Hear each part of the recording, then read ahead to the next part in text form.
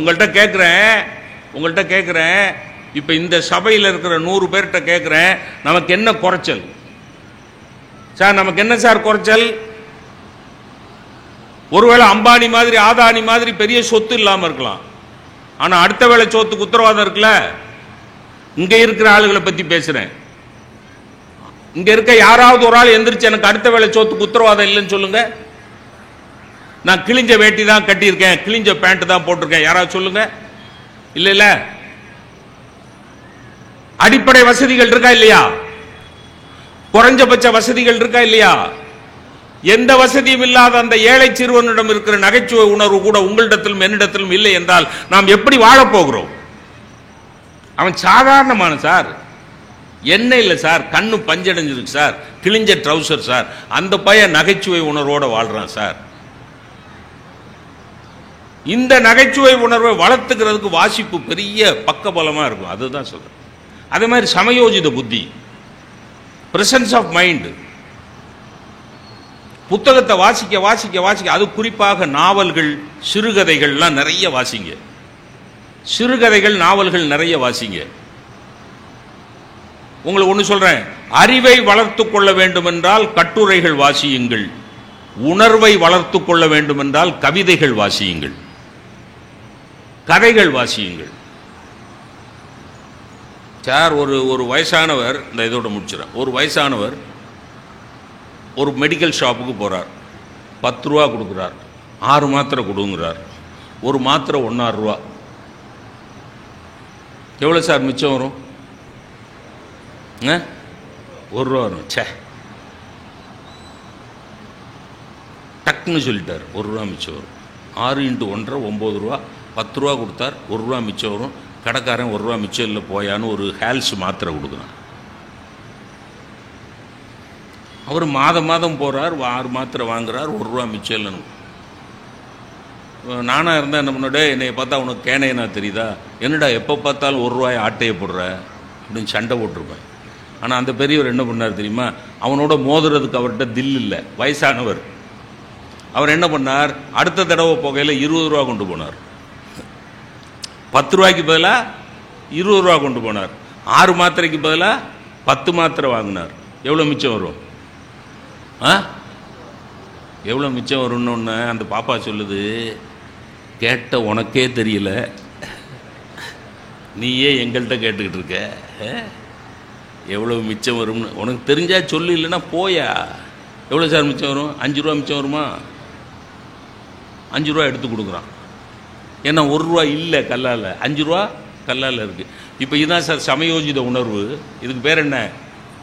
6 மாத்திரை வாங்கிட்டு 1 ரூபாயை நஷ்டப்படுறதுக்கு பதிலாக டக்குன்னு 10 மாத்திரையை வாங்கிட்டு 5 ரூபாயை மிச்சம் வாங்கிட்டு வர்ற. அவனோட சண்டை போடுறதுக்கு நம்மக்கிட்ட வம்பு இல்லை, நம்மகிட்ட தெம்பு இல்லை. அவன்கிட்ட சண்டை போடுறதுக்கு நம்மகிட்ட திராணி இல்லை. அப்போ நம்ம என்ன பண்ணணும்? இந்த பிரச்சனையை எப்படி சமாளிக்கிறதுன்னு பார்க்கணுமே ஒழிய சண்டை போட்டுக்கிட்டு இருக்கக்கூடாது. இப்போ இந்த புத்திசாலித்தனம், இந்த தீட்சண்யம், இந்த பிரச்சனையை தீர்க்கிற பக்குவம் எப்போ வரும்? நிறைய வாசிச்சா வரும், நிறைய வாசிச்சா வரும். அதை தான் கொண்டாடுவோம், புத்தகங்களை கொண்டாடுவோம், எல்லாரும் கொண்டாடுவோம். படித்தவர்கள் புத்தகங்களை வாசியுங்கள், படிக்காதவர்களுக்கு வாசித்து காண்பியுங்கள். நீங்க நாட்டுக்கு செய்யற சேவையே இதுதான். வாசியுங்கள், படிக்க தெரியாதவர்களுக்கு வாசித்து காண்பியுங்கள். என் வகுப்பில் ஒன்று நடந்து, அதை மட்டும் சொல்லி முடிச்சுடுறேன். பிரசன்ஸ் ஆஃப் மைண்டும் இந்த சென்ஸ் ஆஃப் ஹியூமரும் நிறைய உள்ள ஒரு பையன் தான். அவன் பேர் வந்து ரகுராமன். 2nd இயர் படித்தான், பிஎஸ்சி ஃபிசிக்ஸ். ஒரு நாள் எங்கள் பிரின்சிபால் என்ன பண்ணிட்டார், நான் எப்படி பாடம் நடத்துகிறேன்னு உள்ளே வந்துட்டார், வகுப்புக்குள்ளே வந்துட்டார். வகுப்புக்குள்ளே எப்போவுமே பிரின்சிபால் வகுப்புக்குள்ளே வந்தால் வாத்தியாருக்கு ஒரு மாதிரி கை காலெலாம் நடுங்கும். அதுவும் தனியார் கல்லூரியாக இருந்தால் ரொம்பவே நடுங்கும். அரசு கல்லூரியாக இருந்தால் பிரின்சிபாலுக்கு நடங்கும். அரசு கல்லூரியாக இருந்தால் பிரின்சிபாலுக்கு நடுங்கும், தனியார் கல்லூரியாக இருந்தால் வாத்தியாருக்கு நடுங்கும். இப்போ உள்ளே வந்துட்டார். நான் கொஞ்சம் புத்தகம்லாம் வாட்சி தெம்பானவனா, அதில் ஸ்டெடியாக நின்னேன். இருந்தாலும் உள்ளுக்குள்ளே ஒரு பயம். ஏன்? அந்த பையன் இருக்கிறான் ரகுராமே, அவனுக்கு ஒன்றுமே தெரியாது. என் வகுப்பில் தான் இருக்கான். நான் முதல்ல பையங்களா பாடம் நடத்த ஆரம்பிப்போமா அப்படிமே. அவன் எந்திரிச்சு, அவன் தான் எந்திரிப்பான். எந்திரிச்சு, சார் நடத்துங்க சார், இதுக்கு என்ன கேள்வி, நடத்து, சும்மா நடத்துங்க, ஆனால் கவனிப்போம்னு மட்டும் நம்பாதீங்க. எப்படி நீங்கள் நடத்துங்க, நாங்கள் கவனிப்போம்னு நம்பி ஆரம்பிக்காதீங்க, வீணா ஏமாந்து போவீங்க. அவன் உட்காந்துருக்கான் வகுப்பில், உட்காந்துருக்கான். இப்போ பிரின்சிபல் வந்துட்டார். சார் உங்கள் பையங்கள்கிட்ட ஏதாவது கேள்வி கேட்கலாமான்னார். நான் சரி சார்னு நான் சொல்கிறதுக்கு முன்னாடி அந்த பையன் எந்திரிச்சு, யார், ரகுராமே, ஒன்றும் தெரியாது இந்த பையலுக்கு. உன் பேர் என்னடான்னு கேட்டால் என் பேர் எங்கள் அப்பாட்டையில் கேட்கணுமா. அப்படிப்பட்ட பையன். ஏதாவது கேள்வி கேட்கலாமா அப்படின்னு பிரின்சிபால் என்கிட்ட கேட்குற நேரத்தில் நான் பதில் சொல்கிற முன்னாடி அவன் எந்திரிச்சு, சார் கேளுங்கிறான். உடனே பிரின்சிபால், சார் சூப்பர். இந்த ஒரு படத்தில் விவேக்கோடைய அறிவை மாத்ருபூதம் பாராட்டுவார் பார்த்தீங்களா. ராத்திரி 12 மணிக்கு எனக்கு ஒரு சந்தேகம்மா, உன் அறிவு தாகத்தை நினைச்சு எனக்கு புல்லரிக்குது பாம்பார் மாத்ருபூதம். அது மாதிரி எங்கள் பிரின்சிபால், தம்பி ரகுராம், உன்னுடைய அறிவு தாகத்தை நான் ரொம்ப பாராட்டுறேன்ப்பா, நான் ஒரு கேள்வி கேட்கட்டுமா அப்படின்னு. கேள்வி கேட்கட்டுமான்னு ஒன்று. அவன் கேளுங்க சார், தாராளமாக கேளுங்க சார் அப்படிங்கிறான். நான் இங்கே இருந்துக்கிட்டு உட்கார்றா அப்படிங்கிறேன். அவன், நீ கவலைப்படாதையா, நான் பார்த்துக்கிறேன், இதெல்லாம் எத்தனை பிரின்சிபலை நான் பார்த்துருக்கேன். யாரு, ரகுராமே, ஒன்றுமே தெரியாது அந்த புயலுக்கு. சார் கேளுங்க, ஆனால் ஒரு சின்ன ரிக்வஸ்ட்டு சார். என்னடா, ஒரு சாய்ஸ் கொடுங்க சார். எதில், ஓரல் கொஸ்டினில். ஓரல் கொஸ்டினில் சாய்ஸ் கொடுக்கணுமா, ஒரு சாய்ஸ் கொடுங்க சார் அப்படின்னா. ஏன்னா நம்ம நாட்டில் எக்ஸாமினேஷன் பரீட்சை நாசமாக போனதே இந்த சாய்ஸ் வந்த பிறகு தான். சாய்ஸே கொடுக்கக்கூடாது சார். என்ன சார் அறிவை சோதிக்கிறீங்க, 10 கேள்விகளில் 5 எழுதவும், 10 கேள்விகளில் 5க்கு பதில் எழுதும். அது என்ன, 10 கேள்வினா 10க்கு எழுது, 5னா 5க்கு எழுது, அந்த அளவுக்கு படிச்சுட்டு வா, அதானே சார் சரியான பரீட்சை. இது 10ல் 5க்கு எழுதவும். தாஜ்மஹாலை கட்டியது யார், ஷாஜகான், ஷாருக் கான், அம்ஜத் கான் அப்படின்னா இவன் அப்படியே பார்க்குறான். ஷாஜகான் யாருன்னு தெரியலையே, அவன் தாஜ்மஹாலை கட்டியிருக்க முடியாது, அநேகமாக ஷாருக் கான் தான் கட்டியிருப்பார். டக்குன்னு போடும். வாத்தியார் ஷாருக் கான் ரசிகராக இருந்தால் அதுக்கு ஒரு மார்க்கு. தாஜ்மஹாலை கட்டியது யார், ஷாருக் கான். இதுக்கு பேர் எக்ஸாமினேஷன், இதுக்கு பேர் பரீட்சை. இதை வச்சு இதில் தோத்து போயிட்டோம்னு நம்ம பிள்ளைங்க தற்கொலை பண்ணிக்கிடுது. என்ன கேவலம் சார் இது. சார் தேர்வுங்கிறது வாழ்க்கையில் ஒரு பகுதியை ஒழிய தேர்வுங்கிறது வாழ்க்கை இல்லை சார். நீட்டு தேர்வில் தோத்து போயிட்டா வாழ்க்கையை அஸ்தமிச்சு போச்சா? ஏன் நீட்டு தேர்வில் தேறி MBBS MDன்னு படித்தா தான் வாழ்க்கையா? ஏன் ஆடிட்டர் ஆகக்கூடாதா, பொருளாதார நிபுணர் ஆகக்கூடாதா, என்னை மாதிரி பேராசிரியர் ஆகக்கூடாதா? செத்து போகுதுங்க சார் பிள்ளைங்க. சரி அதை விடுங்க. நம்ம முதல் ஜனாதிபதி ராஜேந்திர பிரசாத் இருந்தார் பார்த்தீங்களா. ராஜேந்திர பிரசாத்துக்கு ஒரு கொஸ்டின் பேப்பர் கொடுத்தாங்க. அவர் சின்ன பிள்ளையா இருக்கையில் வகுப்பில் கீழ்கண்ட 8 கேள்விகளில் 5 கேள்விகளுக்கு பதில் எழுதவும் அப்படி கொஸ்டினில் போட்டிருக்கு. ராஜேந்திர பிரசாத் என்ன பண்ணார் தெரியுமா? 8 கேள்விக்கும் பதில் எழுதினார். எத்தனைக்கு எழுதினா போதும்? 5க்கு எழுதினா போதும். 8க்கு எழுதினார். 8க்கு எழுதிட்டு பிராக்கெட் போட்டு அவர் ஒரு குறிப்பு எழுதினார், மேல் இருக்கிற 8 பதில்களில் 5 பதில்களை திருத்தவும். அவன் கெட்டிக்காரனா 8 கேள்வியில் 5 எழுது, 5 3 எழுதுறோம் சார். இவன் ஓரல் கேள்வி கேட்க சாய்ஸ் கொடுங்கன்னா சன்னு பிரின்சிபல் என்ன பண்ணார், டேய் ஒரு ஈஸி கேள்வி கேட்கவா இல்லை ஒரு கஷ்டமான கேள்வி கேட்கவா? இல்லை 2 ஈஸி கேள்வி கேட்கவா இல்லை ஒரு கஷ்டமான கேள்வி கேட்கவா? ஈஸி கேள்வினா 2, கஷ்டமான கேள்வினா 1, எது கேட்கன்னார். அவன் ரகுராமே, சார் எனக்கு போய் ஈஸியான கேள்வியா? உன் பேர் என்னடான்னு கேட்டால் பக்கத்தில் இருக்கிற பையல்கிட்ட கேட்பான், என் பேர் என்னடா அப்படிமா. அந்த பையன் யாரை பார்த்து ஈஸியான கேள்விங்கிறீங்க, உலகத்திலே கஷ்டமான கேள்வியை கேளுங்க சாருன்ட்டான். ஒரு கேள்வி தான் சார் கேட்கணும், கஷ்டமான கேள்வி ஒரே கேள்வி கேளுங்க சார் அப்படின்ட்டான். ஓகேடா, வெரி குட். அப்படி தான் இருக்கணும், படிக்கிற பிள்ளைங்க அப்படி தான் இருக்கணும், தைரியமாக இருக்கணும். யார்? பிரின்சிபால் லூசு. அந்த பேருக்கு ஒன்றும் தெரியாது, அது எனக்கு தான் தெரியும். வெரி குட் வெரி குட் அப்படின்ட்டு. உலகத்தின் முதல் பெண்மணி எங்கே பிறந்தாள்? இதுதான் ஒரே கஷ்டமான கேள்வி. அவர் எதிர்பார்க்கிற பதில் என்ன தெரியுமா? உலகத்தின் முதல் பெண்மணி ஏவாள். ஆதாம் ஏவாள் கார்டன் ஆஃப் ஈடன், ஏடன் தோட்டத்தில் பிறந்தாள். முதல் பெண்மணி ஏடன் தோட்டத்தில் பிறந்தாள்னு சொல்லணும். அதான் பதில் அவர் எதிர்பார்க்கிறாரு. அவன் சார் உலகத்தின் முதல் பொம்பளை பிள்ளை எங்க? அவர் பெண்மணின்னு சொன்னா இவன் பொம்பளை பிள்ளைங்க. கேள்வி கேட்ட பிரின்சிபல் என்ன சொன்னாரு?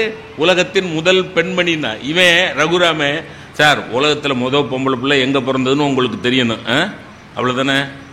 இந்த வயசுல இதெல்லாம் ஒரு கேள்வின்னு கேட்குறீங்க. சரி இருக்கட்டும், விடுங்க. உலகத்தின் முதல் பொம்பளை பிள்ளை மதுரை ராஜாஜி அரசினர் எர்ஸ்கின் ஆஸ்பத்திரியில் பிறந்தா அப்படின்ட்டான். பிரின்சிபாலுக்கு வெறி பிடிச்சிருச்சு.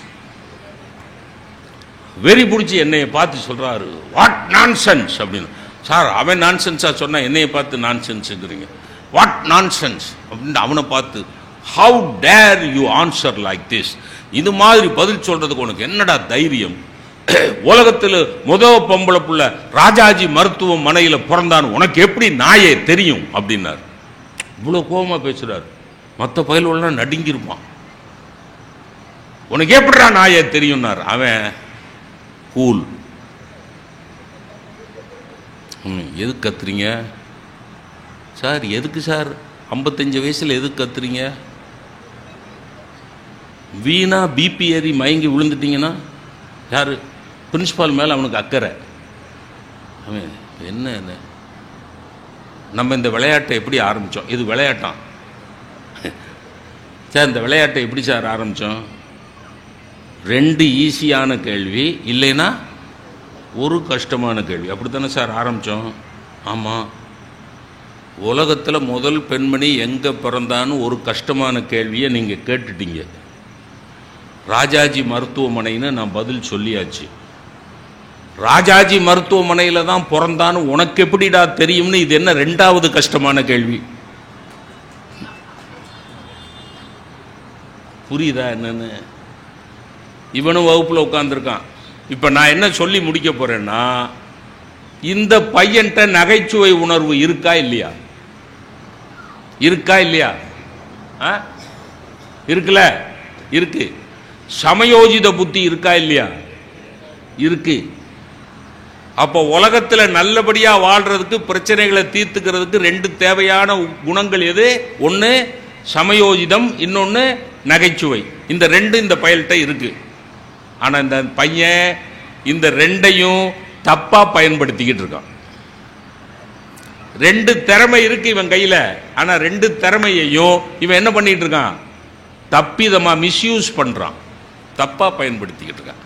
என்னுடைய பேச்சினுடைய நிறைவு, நாம் புத்தகங்களை கொண்டாடத் தொடங்கினால் நம்மிடம் இருக்கிற நகைச்சுவையையும் நம்மிடம் இருக்கிற சமயோஜிதத்தையும் தவறாக பயன்படுத்த மாட்டோம், மிகச் சரியாக பயன்படுத்துவோம். மிகச் சரியாக பயன்படுத்த நம்முடைய வாழ்க்கை மிகச் சரியாக இருக்கும். மிகச் சரியாக இருக்கும், சரியாமல் இருக்கும். வாழ்க்கை சரியாக இருக்கும், வாழ்க்கை சரியாமல் இருக்கும். நம்முடைய வாழ்க்கை சரியாக இருப்பதற்கும் சரியாமல் இருப்பதற்கும் துணை செய்கிற இந்த புத்தகங்களை நாம் எல்லாரும் கொண்டாடுவோம் என்று கூறி வாய்ப்புக்கு நன்றி பாராட்டி விடைபெறுகிறேன். நன்றி, வணக்கம். தீதும் நன்றும் பிறர் தர வாரா, நாமளா தேடிக்கிட்டது தான். ஆகையினால நீங்கள் எங்கே போனாலும் சரி, எப்படி பார்த்தாலும் சரி, சுற்றி சுற்றி வருகிற பொழுது ஒரு குடும்பத்தில் நல்லது கெட்டது எல்லாம் பார்க்குறோம். சில சமயத்தில் இப்போ சொல்கிறாங்க, இப்போலாம் பார்த்தீங்கன்னா இளைஞர்கள்லாம் கெட்டு போயிட்டாங்க, எல்லாம் வீணாக போயிட்டான் சார். ஒருத்தனும் வீணாக போல, நல்லா தான் இருக்காங்க. நம்ம இளைஞர்கள்லாம் அற்புதமாக இருக்கிறாங்க. அவங்கள நாம் பெரியவங்களாக இருக்கிற நாம் நல்வழி காட்டினோம்னாலே போதும் வந்துடும். அறிவில் அவங்க ரொம்ப சிறந்தவர்களாக இருக்கிறார்கள். அறிவில் சிறந்த அவர்களை பக்குவமாக பயன்படுத்த வேண்டியது தான் நம்முடைய கடமையை தவிர அவங்க கெட்டு போயிட்டாங்கன்னு சொல்லக்கூடாது. இப்போ நம்ம சொல்கிறோம்லங்க, நான் ஒன்று சொல்கிறேன். ஒரு வீட்டில் ஒரு கல்யாணம், எனக்கு பத்திரிகை கொடுத்துருக்கார், நான் போகணும். பள்ளிக்கூடத்தில் வேலை செஞ்சுக்கிட்டு இருக்க காலம், என்னால் காலையில் பள்ளிக்கூடத்துக்கு போகணும், முடியல. சாயந்தரம் போய் வாழ்த்தலாம்னுட்டு சாயந்தரமாக போகிறேன். பொண்ணு மாப்பிள்ளை இருப்பாங்க, பார்த்து வாழ்த்திட்டு வரலாம்னுட்டு போகிறேன். அங்கே போய் பார்த்தா பொண்ணையும் காணும் மாப்பிள்ளையும் காணும். பொண்ணோட அப்பா இருந்தார், எங்கய்யா பொண்ணு மாப்பிள்ளையை காணும் அப்படின்னு. கோயிலுக்கு போயிருக்காங்களான்னு அவர் சொன்னார், சினிமாவுக்கு போயிருக்காங்கன்னார். ஏயா காலையில் தான் கல்யாணம் ஆகிருக்கு, சாயந்தரமேவா சினிமாவுக்கு போயிட்டாங்கன்னு. அதுக்கு அவர் சொன்னார், இல்லை இல்லை காலையிலேயே போகிறேன்னு தான் சொன்னாங்க, நான் தான் அது நல்லா இருக்காது மத்தியானத்துக்கு மேலே போங்கன்னு சொன்னேங்கிற. நாங்கள் பார்த்து சரி கால மாற்றம். அப்போலாம் கல்யாணம் ஆனால் அன்றைக்கி சாயந்தரத்துக்கு கோயிலுக்கு அழைச்சிட்டு போவாங்க, அங்கே எங்கே போயிட்டு வருவாங்க. இதுமாரி சரி இது பழக்கம். இப்போ என்னென்னா இப்படி இருக்க போல இருக்கு, போது எப்படியாவது சந்தோஷமாக இருந்தால் சரிதான் அப்படின்னு நான் நினச்சிக்கிட்டு இருக்கேன். ஒரு கிழவி ஒன்று வயசானது நின்றுக்கிட்டு இருந்துச்சு, ஒரு 75-80 வயசு இருக்கும். அது அட ஆண்டவனுன்னு வாயை பொத்துச்சு. நீ ஏமா வாயை பொத்துற, ஆண்டவனை கூப்பிட்ற, என்ன விஷயம்னு. அட ஏன் தம்பி, காலையில் தான் கல்யாணம் ஆச்சு தான், சாயந்தரமே சினிமாவுக்கு போயிட்டுதோடா. எங்களுக்கெல்லாம் கல்யாணம் ஆன காலத்தில் என்னச்சு.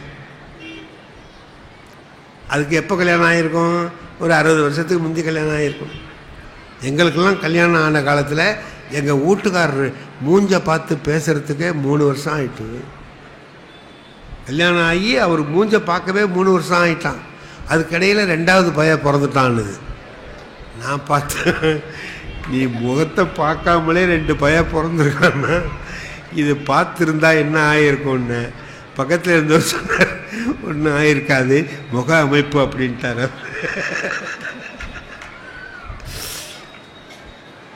இதை நீங்கள் நினச்சி பார்த்தீங்கன்னா உங்களுக்கு ஒரு வேடிக்கை தெரியும். அந்த காலத்தில் கோயிலுக்கு போனாங்க, இப்போ சினிமாவுக்கு போகிறாங்க. எங்கேயோ வேடிக்கையாக போகிறாங்கன்னு வச்சுங்க. எது எப்படி இருந்தாலும் அது கோயிலுக்கு போனால் என்ன, சினிமாவுக்கு போனால் என்ன, எப்படி வாழ்கிறாங்கிறதா முக்கியமே தவிர அது அங்கே போனாங்களா இங்கே போனாங்களா. திருவள்ளுவர் ஒரு அருமையான குறள் சொல்கிறாரு பாருங்க. காவடி பார்க்குறோம்ல, காவடி, அந்த காவடியை உதாரணம் சொல்லி சொல்றார். காவடியை தூக்கி தோல்ல வச்சா நிக்கணும், அது சாயப்படாது. அது நிக்கணும்னா எப்படி இருந்தா நிக்கும்னு கேட்கிறார். 2 பக்கமும் வெயிட் சரியா இருந்தா நிற்கும், எடை இங்கேயும் அங்கேயும் ஒரே மாதிரி இருந்தா நிற்கும். பால் காவடி எடுத்துட்டு போறாங்கன்னு வச்சுக்கோங்க, இந்த பக்கத்துல ஒரு படி பால், அங்க அரைப்படி பால் இருந்தா இந்த பக்கம் சாஞ்சிடும். சமமான எடை 2 பக்கத்திலையும் இருந்தா காவடி நிற்கும். 2 பக்கமும் சமமான எடை இருந்து காவடியை தூக்கி தோல்ல வச்சோம்னா தோல்ல பாரமா இருக்காது, அது ஒரு வெயிட்டா தெரியாது. குடும்பம்னா என்ன தெரியுமான்னு கேட்கிறார் திருவள்ளுவர். ஒரு தலையான் இன்னாது காமம், காப்போல காவடியை போல இருதலையானும் இனிதுன்னார். ஒரு தலையான் இன்னாது காமம். ஒருத்தர் மட்டும் அன்பு செலுத்தி இன்னொருத்தர் அன்பு செலுத்தலைன்னா அது நன்மை இல்லை. 2 பேரும் சமமான அன்பை செலுத்தினால் அந்த காவடி மாதிரி குடும்பம் சுமை இல்லாமல் சுவையாக. நம்ம பேர் சொல்றான் பாருங்க, என்னய்யா கல்யாணம் பண்ணியே எப்படி இருக்க, குடும்ப பாரம் தாங்கலையா. எப்படி பாரம் வந்ததுன்னா, யாரோ ஒருத்தர் அன்பு செலுத்துறாங்க, இன்னொருத்தர் அன்பு செலுத்தல. கணவன் அன்பா இருக்கான், மனைவி அந்த அளவுக்கு அன்பா இல்லை. மனைவி ரொம்ப அன்பா இருக்கா, கணவன் அந்த அளவுக்கு அன்பு செலுத்தல, காவடி சாயும். அல்லது தோல்ல இருக்கிற போது அது கனமாக தெரியும். ஆகையினால வாழ்க்கையில் நாம் இன்னொருத்தரால் கெடுதல், அவளால் நான் கெட்டு போயிட்டேன்னு சொல்லக்கூடாது. நாம் என்ன தப்பு பண்ணினோம், நம்மிடத்தில் என்ன பிழை இருக்கிறது, அதை எப்படி திருத்தி கொள்ளலாம் என்று நினைத்தால்தான் சரியா. ஒரு இடத்துல ராமாயணம் பேசுறதுக்கு போனேன் சார். ராமாயணம் நான் பேச போகிறேன். அங்கேருந்து ஒருத்தர் பையன் வந்தான். ஏன் சார் நீங்கள் 2-3 நாளாக ராமாயணம் பேசிகிட்டு இருக்கீங்களே? ஆமாம். அதில் இந்த அனுமாரை பற்றி சொல்கிறீங்கல்ல, ஆஞ்சநேயர். ஆமாம். அவர் ஏன் சார் பிரம்மச்சாரி ஆகிட்டார், ஏன் கல்யாணம் பண்ணலை? இதுக்கு எனக்கு தெரியுமா ஏதாச்சும்? அவன் பிரம்மச்சாரியாக இருக்கிறான்னு கதையில் இருக்கு, நம்ம சொல்கிறோம். அவன் கேட்குறான் ஏன் சார் அப்படி ஆயிட்டாருங்கிறான். இப்போ இவனுக்கு நம்ம ஏதாவது சொல்லி ஆகணும், இல்லைன்னா அவன் நம்மளை விட மாட்டான். இதெல்லாம் தெரியாமல் எதுக்கு பேசுகிறதுக்கு வரேன்னு கேட்பான். அதனால் பார்த்தேன். ஒன்றும் இல்லைடா தம்பி, இந்த சுக்ரீவன் இருந்தான்ல, ஆமாம், அவன் பொண்டாட்டியை அவன் அண்ணன் தூக்கிட்டு போட்டான், வாலி. ஆமாம். அதுக்காக ராமர் வந்திருக்கிறார், அவரை உட்கார வச்சு விருந்து கொடுக்குறான். அப்போ சொல்கிறான், ராமா என் பொண்டாட்டி எங்கள் அண்ணன் வாலி தூக்கிட்டு போட்டான், நீ கொஞ்சம் கண்டுபிடிச்சி கொடுன்னு. ராமர் சொன்னார், ஏன் பொண்டாட்டியை ராவணன் தூக்கிட்டு போயிட்டான், நீ கொஞ்சம் அதை கண்டுபிடிச்சி கொடுன்னு கேட்குறார். இவர் பொண்டாட்டியே ராவணன் தூக்கிட்டு போயிட்டான், அவன் பொண்டாட்டி அவன் அண்ணனே தூக்கிட்டு போயிட்டான் அப்படின்னு சொன்னதை கேட்டுக்கிட்டே இருந்தாருங்களே அனுமர். ஆமாம். அப்போ கல்யாணம் பண்ணால் எவனா தூக்கிட்டு போயிடுவான் போல இருக்கு. ஏன்டா கல்யாணம் பண்ணுவானே, ஒருத்தன் தூக்கிட்டு போவானே, இன்னும் ஒருத்தனை விட்ட போய் கெஞ்சிக்கிட்டு இருப்பானேன்னு சொல்லி தான் அனுமார் கல்யாணம் பண்ணிக்காமலே இருந்துட்டார். என்ன இப்போ தான் சார் எனக்கு புரியுதுன்னா, போ, நான் சும்மா புருடா விட்டேன், அவன் சரதாம் போட்டு போயிட்டான். அவன் எதுக்கு எதுக்கு கேள்வி கேட்கறதுன்னு ஒன்று இருக்குல்லங்க, அதுக்கு தானே கேட்கணும். அவன் எதுக்கு வேணாலும் கேட்குறான். பிரம்மச்சரியா இருந்தான்னா பிரம்மச்சரியா இருந்தான், பிரம்மச்சரியம் பிடிச்சிருந்தது இருந்தான். அவனுக்கு அட்டமா சித்திகளும் கை வந்தது. அவ்வளவு பெரிய திறமை ஒருத்தன்ட்ட இருக்கணும்னா, அவ்வளவு ஆற்றல் இருக்கணும்னா, அவன் திருமணம் ஆகாமல் பிரம்மச்சரியத்தை கடைபிடித்து வரணும். இதெல்லாம் அவன்கிட்ட சொன்ன புரியாது. இப்படி சொன்னேன், இப்போதான் சார் எனக்கு புரிஞ்சதுன்னு நான் போடான்ட்டேன். வாழ்க்கையில் நாம் கடைப்பிடிக்க வேண்டிய ஒரு நன்மை தீமை எல்லாவற்றையும். இப்போ ராமாயணம் சொல்ல போறேன்னு வச்சுங்க, ஒரு 4 பையனை விளையாடிட்டேக்கிறான், என்ன பேச விட மாட்டேங்கிறான். ஒரு ஊரில் நடந்துச்சு, நான் ராமாயணம் பேசுறதுக்கு போயிருக்கிறேன். இப்படி ஒரு 4 பையனோ விளையாடுறான், மண்ணை அள்ளி தூக்குறான். அந்தாண்ட உட்காந்துருக்கிற பெரியவங்க, டேய் அப்பெல்லாம் செய்யாதீங்கடான்னு சொல்லணுமா இல்லையா? அவங்க அதை நல்லா தூத்துறா, அப்போவாது பேச்சை நிறுத்துறாரான்னு பார்ப்போம். தூத்துறா, அவன் தண்ணியை மண்ணை வாரி எரிச்சிட்டு இருக்கிறான். நான் சொன்னேன், எனக்கும் மனசு வருத்தமாக இருந்துச்சு, என்னடா பண்ணுறதுன்னு தெரியல. ராமாயணம் பேச போனோம்னா ராமாயணத்தை கேட்குறதுக்கு அனுமார் வருவார்னு சொல்லுவாங்க. ஒரு அனுமார் தான் வருவார்னு நினச்சிக்கிட்டு இருந்தேன், ஒரு 7-8 அனுமார் வந்திருக்குது அப்படின்னு நான் சும்மா சொன்னேன். அதில் இந்த விளையாடிக்கிட்டு இருந்த பையன் ஒருத்தன் சொன்னான், ராமாயணம் கேட்க தான் அனுமார் வருவார்னு நினைக்காதீங்க சார், ராமாயணம் பேசுறதுக்கும் அனுமார் வருவாருன்னா. நான் தான் பேச போயிருக்கிறேன். இப்போ அவன் என்ன அனுமார்னா ஏன் சொன்னான்? நான் சொன்னதுனால தானே சொன்னான். நான் அப்படி நினைச்சு பார்க்குறேன். இந்த தீதும் நன்றும் பிறர் தர வாராங்கிறத ஒன்றையும் நான் என்னோட இணைச்சு பார்க்குறேன். என்னடா வாழ்க்கைனா, நீ சரியா இருந்தா எல்லாம் சரியா இருக்கும். நீ சரியா இல்லாம அது கெட்டு போச்சு இது கெட்டு போச்சுன்னு சொல்லாதே. நான் என் வாழ்க்கையில ரொம்ப அனுபவிச்சவன் எங்க ஐயா டிப்டி கலெக்டருக்கு தெரியும். அன்னைக்கு நான் கும்பகோணத்தில் கூட அதை சொன்னேன். ஒரு சென்னையில் ஒரு பெரிய பள்ளிக்கூடம், செட்டிநாடு ஹையர் செகண்டரி ஸ்கூல்னு ராஜா அண்ணாமலைபுரத்தில் இருக்குது. ஒரு 7000-8000 பிள்ளைங்க படிக்கிறானோ அந்த ஊரில், பெரிய பள்ளிக்கூடம். அதில் பேசுகிறதுக்கு ஒரு தடவை கூப்பிட்டுருந்தாங்க. போனேன். அப்போ நான் ஒரு வேடிக்கையாக ஒரு செய்தி சொல்லலாம்னு நினச்சி ஆரம்பித்தேன். என்னன்னு கேட்டிங்கன்னா, 4வது படிக்கிற போது புஸ்தகத்தில் ஒரு கதை இருக்கு. என்ன கதை அப்படின்னா, ஒரு விறகு வெட்டியிருக்கான். அவன் என்ன பண்ணுறான், விறகு வெட்டுறான். ஒரு ஆற்று ஓரமாக நின்று ஒரு மரத்தை வெட்டி கொண்டு போய் விற்கலாம்னுட்டு வெட்டுறான். கோடாலி தவறி போய் ஆற்றுல விழுந்துருச்சு. அவனுக்கு நீச்சல் தெரியாது. ஒன்று அழுகுறான். கோடாலி போயிட்டு நான் எப்படி வாழ்க்கையை நடத்துவேன் அப்படின்ட்டு அழுகுறான். இப்போ அந்த ஆற்றுல இருந்து ஒரு தேவதை அப்படி வருது. ஏண்டா அழுகுறேன்னு கேட்டது. நிறைய கோடாலி ஆற்றுல விழுந்துருச்சு. அதானே, அதுக்கு ஏன் அழுகுற, இறங்கி இடம் நீச்சல் தெரியாது. அதான் சரி இப்போ அப்படின்ட்டு உள்ளர போய் ஒரு தங்க கோடாலியை கொண்டாந்து அப்படி காட்டுது. இதான் உன்னோடையா, ஏழையா இருக்கானே என்ன செய்யறான்னு பார்ப்போம்னு அது கொண்டாந்து காட்டுச்சு. அவன் சொன்னான், இது என்னோட இல்லைன்ட்டான். இது என்னோட இல்லை. ஏழையா இருந்தாலும் நேர்மையா இருக்கான், உண்மையா இருக்கான். அப்புறம் போய் ஒரு வெள்ளி கோடாலியை கொண்டாந்து காமிச்சது. இதான் உன்னோடையா, இல்லை, இதுவும் இல்லை. அப்புறம் அவனுடைய இரும்பு கோடாலியை கொண்டாந்து காமிச்சது. இதாவா, ஆமா இதான். டேய், நீ ஏழையா இருந்தாலும் உண்மையே பேசினாய், 3ஐயும் நீயே வச்சுக்கோ அப்படின்னு கொடுத்ததுங்கிறதாங்க கதை. இதுதான் கதை. இதோட இது முடிஞ்சு போச்சு புஸ்தகத்தில்.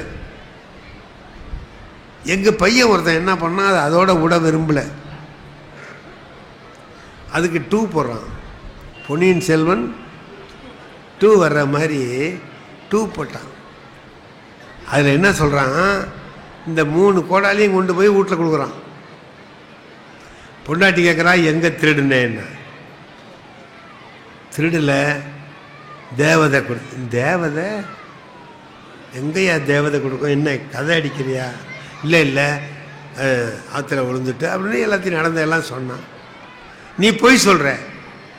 ஏழையாக இருந்தாலும் பொய் சொல்லக்கூடாது, திருடக்கூடாது. நீ ஏன் இப்படி செஞ்ச அப்படின்னு சொல்லிட்டு ரொம்ப கடுமையாக பேசினான். இல்லை இல்லைன்னா, அப்படின்னா அந்த தேவதையை எனக்கு காட்டுறியா? காட்டுறேன் வா அப்படின்னு அழைச்சிட்டு வந்தேன். மறுநாள் அழைச்சிட்டு வர்றான். அதே மாதிரி போய் வெட்டுறான். அந்த ஆற்று ஓரமான இங்கே நில்லு, தேவதை வரும் அப்படின்ட்டு இருந்தான். ஆற்று ஓரமான என்ன பண்ணா, காலை ஓரமாக வச்சு ஆற்றுல விழுந்துட்டான். நேத்தி கோடாலி விழுந்துச்சு, இன்னைக்கு பொண்டாட்டி விழுந்துட்டான். இப்போ அவன் என்ன செய்வான், வழக்கம் போல் அழுகுறான். ஐயோ பொண்டாட்டி விழுந்துட்டாளே அப்படின்னு அழுகுறான். தேவதை வந்து ஏண்டா அழுகுறேன்னு பொண்டாட்டி போயிட்டான். உடனே அந்த தேவதை என்ன பண்ணுது, உள்ளார போய் நயன்தாராவை கொண்டாந்து காட்டி, இதுதான் உன் பொண்டாட்டியா பாருன்னு சொல்லி. இந்த பையன் என்ன பண்ணான், ஆமாம் இதுதான்ட்டான்.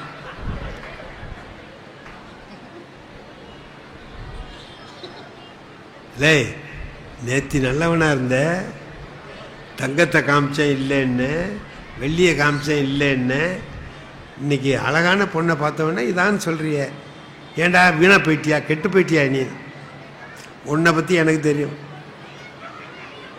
நீ இப்படி தான் முதல்ல நயன்தாராவை கொண்டாந்து காட்டுவேன், நான் இல்லைம்ப, நீ சும்மா இருப்பியோ. அப்புறம் தமன்னாவை கொண்டாந்து காட்டுவேன், நான் அதுவும் இல்லைம்ப. அப்புறம் என் பொண்டாட்டியை கொண்டாந்து காட்டுவேன், ஆமாம்ம, உண்மையே சொன்னேன், 3ஐயும் வச்சுக்கம்ப. நானே ஒன்றை வச்சுக்கிட்டு படாத பாடுபடுறேன், 3ன்னா எனக்கு ஆபத்து இல்லையா, அதனால தான் நான் அப்படி வந்ததோடு போயிடுவோம்டான்னு சொல்லிட்டு சொன்னேன். இப்படி இந்த பையன் எழுதியிருக்கான் கதை. இதை இந்த பிள்ளைகளுக்கு வேடிக்கையாக சொல்லலாம்னு நினச்சி நான் சொன்னேங்க. எனக்கு இந்த சினிமா, புது சினிமாவெல்லாம் பார்த்து பழக்கம் இல்லை, புது நடிகைகள்லாம் எனக்கு தெரியாது. இந்த 2 பேர் சொல்கிறேன் பாருங்க. இப்போ இதையே தான் சொல்லுவேன், நயன்தாரா தமன்னான்னு. ஏன்னா என் பேத்தி எனக்கு அது எழுதி கொடுத்தது. இப்போ உள்ள பேர்லாம் தெரியலப்பா, ஒரு 2 பேர் சொல்லுன்னு அவள் எழுதி கொடுத்தா. எதுக்கு அவள் பேர்லாம் நீ கேட்குறேன்னா, சும்மா எழுதி கொடு அப்படின்னு எழுதி கொடுத்தா. அதில் முதல்ல நயன்தாரா சொல்லிட்டேன், தமன்னா சொல்ல வரல, மறந்துவிட்டு. இந்த எதுக்கு உட்காந்து ஒரு பையன்ட்ட நான் கேட்டேன், ஒரு அழகான பொண்ணு பேர் சொல்லுடாப்பா அப்படின்னு. அந்த ஸ்கூல் பையன் எழுச்சி சொன்னான், உலகத்திலேயே அழகான பொண்ணுன்னா அது எங்க அம்மா தான் சார். என் வாழ்க்கையிலேயே மறக்க முடியாத நாள் அந்த நாள். அம்மாவை விட அழகு உலகத்தில் யாருமே இல்லை. உடல் அழகு அழகு அல்ல, பாசம் அன்பு, இதுதான் உண்மையான அழகு. அப்படி பார்த்தா எங்க அம்மாவை விட என் மேல பாசம் உடையவர்கள் அன்பு உடையவர்கள் உலகத்தில் யாரும் இல்லை. அப்ப நான் ஒன்று தெரிஞ்சுக்கிட்டேன், இந்த பிள்ளைகிட்டேருந்து நம்ம கத்துக்க வேண்டியது எவ்வளவோ இருக்கு. எவ்வளவு நல்ல விஷயத்தை ஒரு சின்ன பையன் எவ்வளவு அழகா சொல்றான். அப்படி பார்க்கிற பொழுதுதான் நமக்கு தெரிகிறது வாழ்க்கையில ஒவ்வொன்றிலேயும் நாம் என்ன செய்யலாம், நாம் எப்படி திருந்தலாம், நமக்குள்ளே இருக்கிற தவறுகளை எப்படி நீக்கிக் கொள்ளலாம், மற்றவர்கள் குற்றத்தை காண்பதை விடுத்து நம்முடைய குற்றத்தை.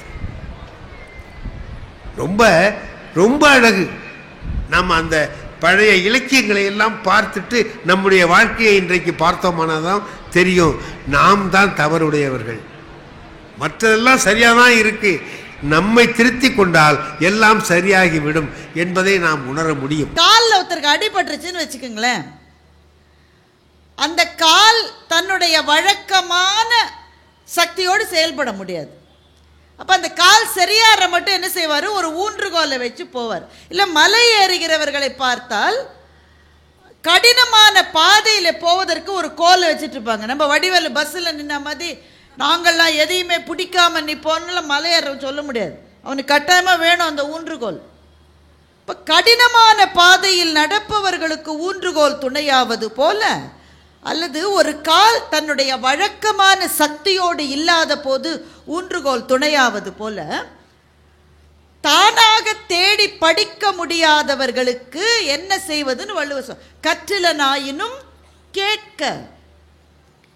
புத்தக கண்காட்சிக்கு வருகிறவர்கள் எல்லாருமே புத்தக வாசிப்பில் பழக்கமுடையவர்கள்னு சொல்ல முடியாது. சில பேர் அப்படி இருக்கலாம், சில பேருக்கு எந்த ஸ்டாலில் எந்த புக்கு வாங்கணும்னு கரெக்டாக பிளான் பண்ணி வருவாங்க. எல்லாரும் அப்படின்னு சொல்ல முடியாது. மச்சான் போய் பார்க்கலாம், ஏதாவது தேறிச்சுன்னா வாங்கலாம். அப்போ உடனே வீட்டுக்காரம்மா சொல்லு, போன வருஷம் வாங்கினதெல்லாம் படிச்சியாங்க. அதையே படிச்சிருக்க மாட்டார் பெரும்பாலும். ஆமாம் இல்லை அப்படின்னு அவர் நின்றுடக்கூடாதுன்னா என்னன்னா, எதை படிப்பது என்பதை பற்றின ஒரு சின்ன பார்வையை பேச்சாளர்கள் சொல்லுகிற போது இன்னும் அதிக அளவிலே புத்தகங்களின் பால் படிக்கிற அந்த அறிமுகம் இல்லாதவர்களை செலுத்த முடியும் என்பதற்காகத்தான் பேச்சாளர்களை கூப்பிடுகிறார்கள். அதிலே ஆழ்ந்து அவிந்து எந்த புத்தகம் வேண்டும் படித்தவர்களுக்கானது அல்ல. கொஞ்சம் நிறைய பேர் என்கிட்ட கேட்பேன், மேடம் நீங்கள் படிங்க படிங்கன்றீங்க, நானும் படிக்கத்தான் எடுக்கிறேன், 2 பக்கம் தாண்டலை பாருங்க அப்படியே கண்ணு சொருகிருச்சுன்றோம். சொல்லாதையா, எனக்கும் அப்படித்தான் இருக்கு, அப்படித்தான் இருக்கும். ஆனால் அந்த ருசி வந்து விட்டால் தூக்கம் கண்ணை அழுத்தினால் கூட படித்து முடித்துவிட்டு தான் தூங்க வேண்டும் என்கின்ற ஒரு உத்வேகத்தை கொடுப்பது நூல்கள் தான். அந்த நூல்களுக்கான ஒரு நுழைவாயிலாகத்தான் இந்த பேச்சரங்கங்களை தமிழ்நாடு எங்கும் நடக்கிற புத்தக கண்காட்சிகளில் அமைக்கின்றார்கள். ஆனால் நீங்கள் நல்ல உற்சாகமாக கேட்பது எனக்கு மிகுந்த மகிழ்ச்சியை தருகிறது. சண்டைகளும் சமாதானங்களும் என்ற தலைப்பை ஏன் தேர்ந்தெடுத்தேன் என்று எனக்கே தெரியவில்லை. ஆனால் யோசித்து பார்த்தால் நம்முடைய வாழ்க்கையில் ஒவ்வொரு நாளும் கண் விழித்ததிலிருந்து இரவு நீங்கள் என்னென்னலாம் யூடியூபெல்லாம் பார்க்கணுமோ எல்லாத்தையும் பார்த்துட்டு சார்ஜில் போட்டுட்டு கண்ணை மூடுகிற வரையில் ஒரு வாழ்க்கையில் என்ன இருக்கிறது? வசதி படைத்தவர்களாக இருக்கலாம், வறியவர்களாக இருக்கலாம், யாராக வேணாலும் இருக்கலாம். எல்லார் வாழ்க்கையிலும் எது இருக்கும்? இப்போ பாருங்கள், மதுரையில் இன்றைக்கி தீபாவளி ஷாப்பிங்காக ஒரே டிராஃபிக் ஜாம். எல்லோரும் ஒரே விலையில் எடுக்க முடியுமா? ஒருத்தர் அதிக விலையில் எடுப்பார், ஒருத்தர் பார்க்கலாம் முடிஞ்சால் எடுக்கலான்னு இருப்பார். இருவேறு துருவங்களான மனிதர்கள் எல்லா இடத்திலும் இருக்கிறார்கள். இவர்களுக்கு பொதுவாக என்ன இருக்குன்னா ஒன்று தான், சண்டையும் சமாதானம். இது இல்லாமல் ஒரு வாழ்க்கையை கூட சொல்ல முடியாது. இங்கே இருக்கிறவங்க யாராவது ஒருத்தர் கை தூக்குவீங்களா? அதில் ஒரு தடவை கூட நான் வாழ்க்கையில் சண்டை போட்டதில்லை. ஒருத்தர் கூட சொல்ல முடியாது. சண்டை போடணும்னு நினைப்பாது இருக்கும், சண்டை போடாட்ட கூட. இவனெல்லாம் ஒரு நாள் இருக்கடா உனக்கு அப்படின்னு மனசுக்குள்ளேயாவது ஒரு சண்டை இருக்கும். மனித வாழ்வின் தவிர்க்கவே முடியாத அங்கமாக இருப்பது சண்டைகளும் சமாதானங்களும். அப்போ என்ன செய்வது? தினம் தினம் சந்திக்கிற ஒன்றை பற்றி உடைத்து பேசத்தானே வேண்டும். இல்லை உள்ளே வரை நாங்கள் எப்பவுமே மகிழ்ச்சியாக இருப்போம், எங்கள் குடும்பத்தில் இதுவரை சண்டையே வந்ததில்லை. உடனே அந்த வீட்டுக்காரம்மா கத்தும், அந்த ஆள் ஓயாம கத்துறான், சும்மா வந்து உட்கார சொல்லும். பெருமைக்கு எருமை மேய்க்கிறது எல்லா வீட்லையும் இருக்கும். ஆனால் சண்டைகள் என்பது வீடுகளில், பணியாற்றுகிற இடங்களில், தெருவில் ஒருத்தர் காலை ஒருத்தர் மிதிச்சிட்டு நிற்கிறாரு. இந்த ஆள் அந்த ஆளை கேட்குறாரு, உனக்கு இந்த எம்எல்ஏ, எம்பி, போலீஸ் உயர் அதிகாரிகள் யாராவது தெரியுமா? யாரையும் தெரியாது. வசதியானவங்க யாராவது தெரியுமா? எவனையுமே தெரியாது. காலை எடுடா எரும மாடுனர். எல்லா இடத்துல வெளியில் போகிற இடத்துல வெளியில் நடக்கிற சண்டைகள் நம் உள்ளுணர்வை பாதிப்பது. அந்த நேரத்தில் ஒரு கோபம், ஒரு டென்ஷன். ஆனால் வீட்டுக்குள்ளும் பணியாற்றுகிற இடங்களிலும் இருக்கிற சண்டைகள் நம்மை உருக்குலைத்து போடுகின்றன. இந்த தலைப்பை பப்பாசியை சேர்ந்த சகோதரர் முருகன், அவர் தான் ஓயாம் ஃபோன் பண்ணி ஒரு நிமிஷத்துக்கு ஒரு தலைப்பு சொல்லுங்க. அவர் கேட்டபோது கவிஞர் ரவி சுப்பிரமணியம் அவர்களுடைய ஒரு கவிதையை படித்து கொண்டிருந்தேன். கொஞ்சம் நம்ம மேலே போவோம். சில கவிதைகள் கடுமையானவை, ஆனால் நீங்கள் கேட்க வேண்டிய கவிதைகளைத்தான் நான் சொல்லுவேன். கொஞ்சம் கஷ்டமான கவிதையாக இருந்தால் கூட வந்து சேர்ந்துடலாம். நம்ம ரவி சுப்பிரமணியத்தினுடைய ஒரு கவிதை, மிக அபாரமான கவிஞர், தமிழகம் பாராட்ட வேண்டிய, கவனிக்க வேண்டிய முக்கியமான கவிஞர்களில் ரவி சுப்பிரமணியம் ஒருவர். கவிதை ஆரம்பிக்கிற போதே சொல்லுகின்றார், எப்படியும் இன்றைக்கு சண்டை வந்துவிடும் என்று உள்மனது சொல்லியது. முதல்ல இல்லை எப்படி சொல்றார் பாருங்க, எப்படியும் இன்றைக்கு சண்டை வந்துவிடும் என்று உள்மனது சொல்லியது. ஓங்காரமும் தாண்டவமும் ஆடிய ஒரு ருத்ர நடனத்தை ஆடி முடித்தாய். புரியுதா அந்த லைன்? ஓங்காரமும் தாண்டவமும் உங்க ஊர்ல இருக்கிறவங்களுக்கு புரியாதது இல்லை. உங்க ஊர் கோவிலே இருக்கிற சிற்பம் தானே. தாண்டவமும் ஆடிய ஒரு ருத்ர நடனத்தை ஆடி முடித்தாய். இதை யார் ஆடி இருப்பாங்கன்னு நீங்க நினைக்கிறீங்கன்னு மனசுலயே வச்சுக்கோங்க, வெளியில சொல்ல வேண்டிய அவசியம் கிடையாது. அவங்களுக்கு தெரியும் தானே. ருத்ர நடனத்தை ஆடி முடித்தாய். மூச்சு திணறிய என்னுடைய மனதை அள்ளி போட்டு கொண்டு தோணியை வேக வேகமாக ஓட்டி வெளியே வந்தேன். இந்த இடத்துல தான் ஒரு கவிஞர் விஸ்வரூபம் எடுக்கிறான். ஒவ்வொரு சண்டையிலும் ஏதோ ஒரு மனது மூச்சு திணறுகிறது இல்ல. அது எந்த மனதுன்றது அந்தந்த சண்டையில யார் கை ஓங்கி இருக்கிறது என்பதை பொறுத்தது. யார் கை ஓங்கி இருக்கிறதோ அவரால் பாதிக்கப்பட்ட இன்னொருவருடைய மனசு என்ன ஆகும்? ரவி சுப்பிரமணியம் சொல்லுகிறார், மூச்சுக்கு தவிக்கிற, தண்ணிக்குள்ள இருக்கிற ஒருத்தனுக்கு நீச்சல் தெரியலன்னா மூச்சுக்கு எப்படி தவிப்பான்? அப்படிதான் அந்த சண்டை உருவாக்குகிற சூழல். மூச்சுக்கு தவித்த மனத்தை படகிலே தூக்கி போட்டு வெளியே கொண்டு வந்தேன். சண்டை வரும்போது வெளியில போயிருங்கன்றார், அவ்வளவுதான், சிம்பிள். வெளியே கொண்டு வந்தேன். ஆனாலும் என்ன, குளியலறையில் நீ குளித்துக் கொண்டிருக்கிற போது துவாலை கேட்பாய் என்று வெளியே காத்திருக்கிறது என்னுடைய மனது என்று கவிதையை முடிக்கிறேன். அவ்வளவுதானே? கைத்தட்டல் அவ்வளவுதானே? இந்த அனுபவம் ஒரு கவிஞனால் மாத்திரமே வடித்து சொல்லக்கூடிய ஒரு அனுபவம். ஆனால் ஒரு கவிஞனுக்கு மாத்திரம் நேருகிற அனுபவம் இல்லை, நம்ம எல்லாருக்கும் நேருகிற அனுபவம். இதை படிக்கிற போது நமக்கு என்ன கிடைக்கிறது என்றால், அப்படி மூச்சுக்கு தவிக்கிறா போல ஒரு சண்டை நடப்பது எல்லா வீட்லையும் சகஜம் கண்ணு, அப்படிதான் இருக்கும். ஆனாலும் அந்த சண்டைக்கு பிறகு குளியலறையில் குளித்து கொண்டிருக்கிற அந்த நபர், அது கணவனாகவும் இருக்கலாம், மனைவியாகவும் இருக்கலாம், பாதிக்கப்பட்ட ஒரு நபர் வெளியிலே துவாலையோடு நிற்பதுதான் வாழ்க்கையினுடைய யதார்த்தம், நிதர்சனம். இறங்கி போ. சண்டை என்பதுதான் அவமானமே தவிர சமாதானத்தை நாடி போவது ஒரு நாளும் அவமானம் இல்லை. நான் ஏன் போனா மொத வார்த்தை அவர் சொன்னாரா நான் சொன்னேன்னா? அந்த ஆள் தானே சொல்லிச்சு. அப்போ அது நிற்கட்டும். நான் இழிச்சவன நீ ஈனவானவானாங்க என்று கேட்பது தவறா என்றால் தவறில்லை. ஏன் ஒவ்வொரு தடவையும் நானே விட்டு கொடுக்கணுமா? அந்த அம்மா விட்டு கொடுக்காதா என்று கேட்டால் அதில் நியாயம் இருக்கிறதா என்றால் நியாயம் இருக்கிறது.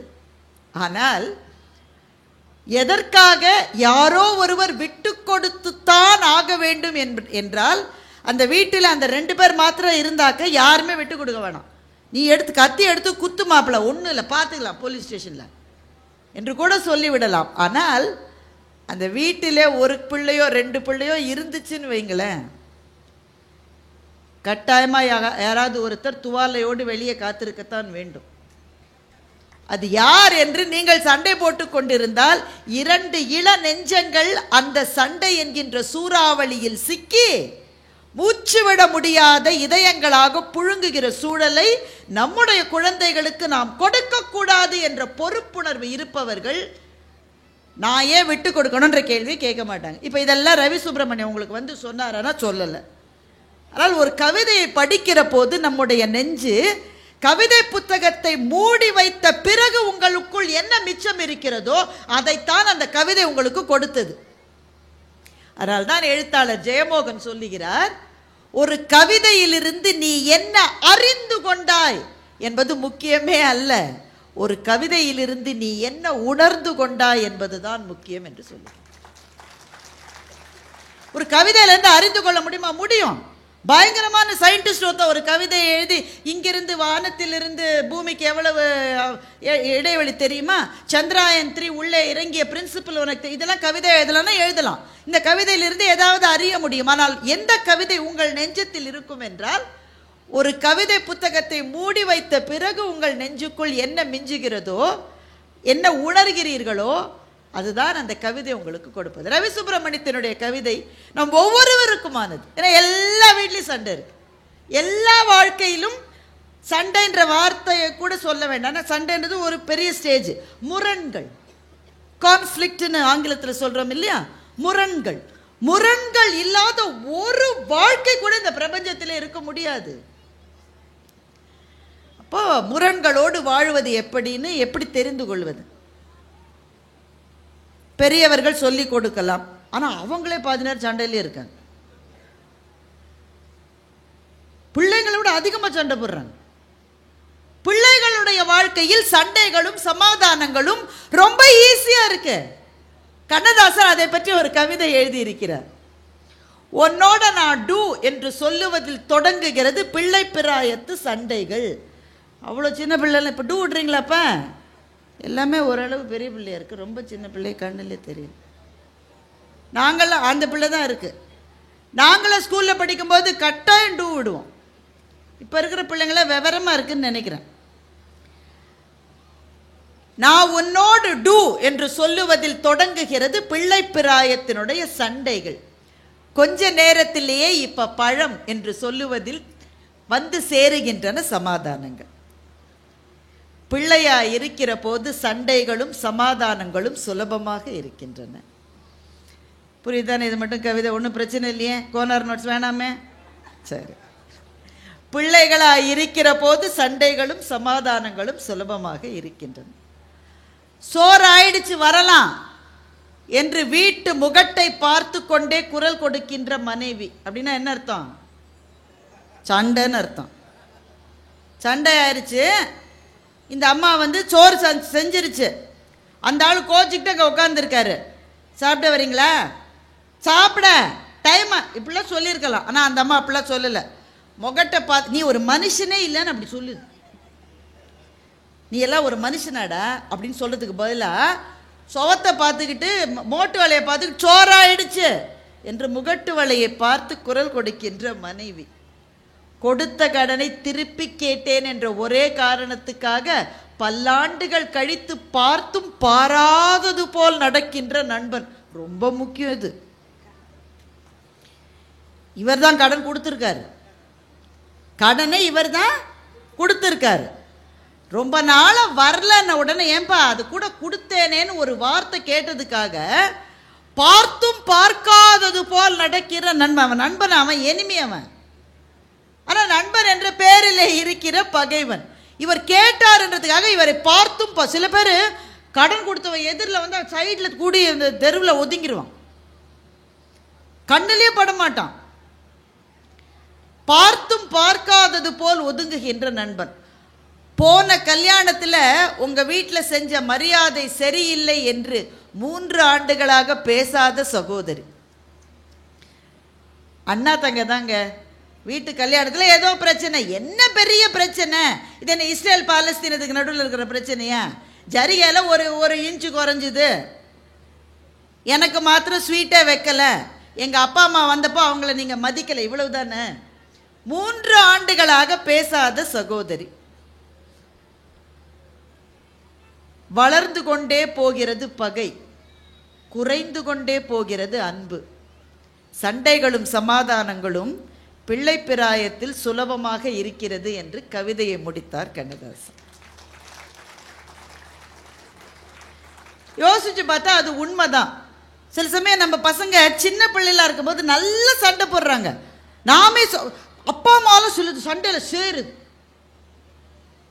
சேருது அப்பா அம்மா. உடனே அந்த அம்மா ஸ்கூலுக்கு போய் ராகுல் தான் என் பையனை முதல்ல அடிச்சு அவனை கூப்பிட்டு விசாரிங்க அப்படிங்குது. உடனே ராகுலோட அம்மா சும்மா இருக்குமா? அது உடனே பக்கத்து வீட்டு ஆயா, எதிர் வீட்டு நான் எல்லாத்தையும் கூட்டிட்டு ஸ்கூலுக்கு போகுது. அவன் மகன் தான் ராகுல முதல்ல அடிச்சா, முதல்ல அந்த பிள்ளையை விசாரிங்க. சண்டை முத்தி போய் டீச்சர் பாவம் என்ன செய்யுதுன்னு தெரியாம 2 அம்மாவும் அடிச்சுக்குது, 2 அப்பாவும் அடிச்சுக்குது, 2 ஆயா அடிச்சுக்குது, 2 வீட்டு நாயும் அடிச்சுக்குது. சண்டை முத்தி போய் திரும்பி பார்த்தா ராகுல அடிச்ச பையனும் அதுக்குள்ள ஃப்ரெண்ட் ஆகி போயிடுச்சு. 2 சிரிச்சுக்கிட்டேன். பிள்ளைகளிடமிருந்து நாம் கற்றுக்கொள்ள வேண்டியது எவ்வளவு இருக்குல்ல. வண்ணதாசன் ஒரு கவிதை எழுதுகிறார். வண்ணதாசனுடைய கவிதை. அந்த அப்பா என்ன செய்வார், சின்ன பிள்ளை அதை தூக்கிக்கிட்டு தான் எப்போவுமே கடைக்கெல்லாம் போவார்.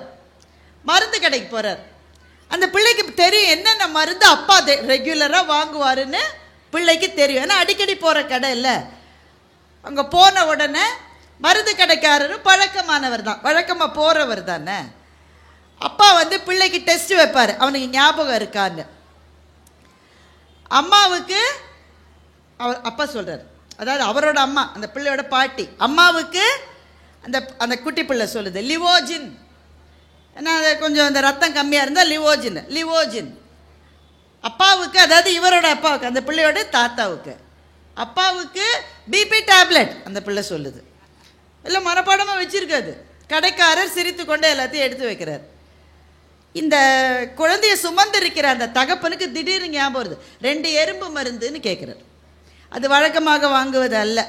இப்போ வீட்டில் எறும்பு தொல்லை வந்திருக்கு, 2 பாக்கெட் எறும்பு மருந்து. பாப்பா கேட்டால், நம்ம வீட்டில் இருக்கிற எறும்புக்கு உடம்பு சரியில்லையாப்பா என்று கேட்டான்.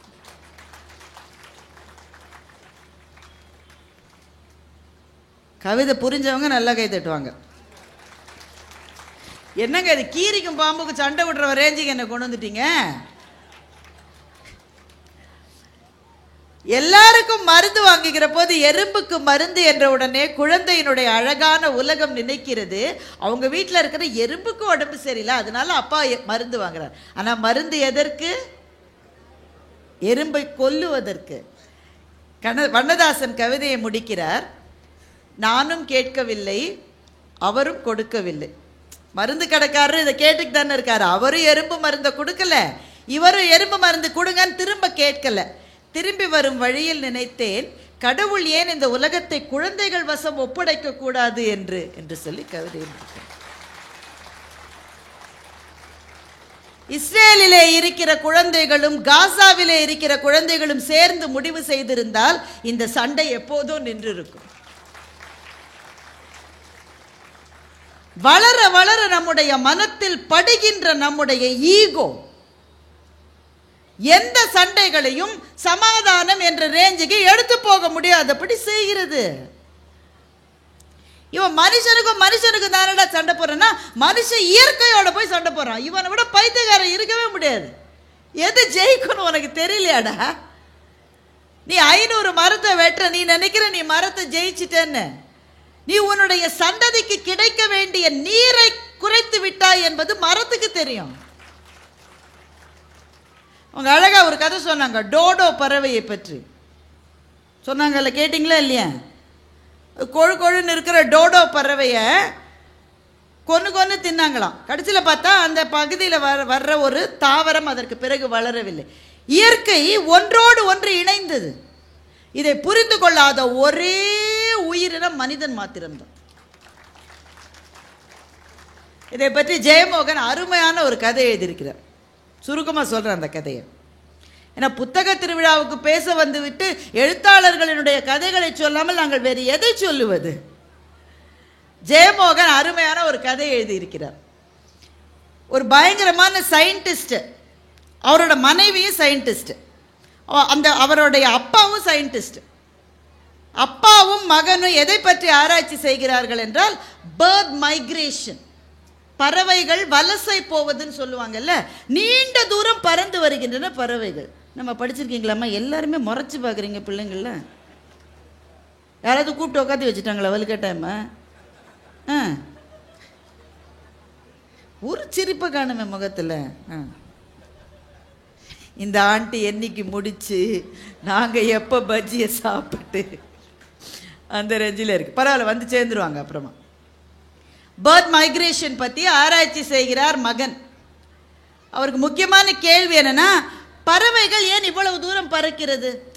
அதை முட்டையிட்டு குஞ்சு பொறிப்பதை ஏன் உங்கள் வீட்டுக்கு பக்கத்துலேயே செய்யுமா? அதை நீ இருக்கிற மரத்துக்கு பக்கத்துலேயே நீ முட்டையிட்டு குஞ்சு பொறிக்க மாட்டியா? நீ எதுக்காக 10,000 கிலோமீட்டர் பறந்து வருதுங்க? ஆர்டிக் டர்ன்னு ஒரு பேர்டு இருக்கு, வட துருவத்திலிருந்து தென் துருவம் மாத்திரம் பறந்து வருது. சயின்டிஸ்டுக்கு புரியவே இல்லை, எதுக்காகடா இவ்வளோ தூரம் வரீங்க?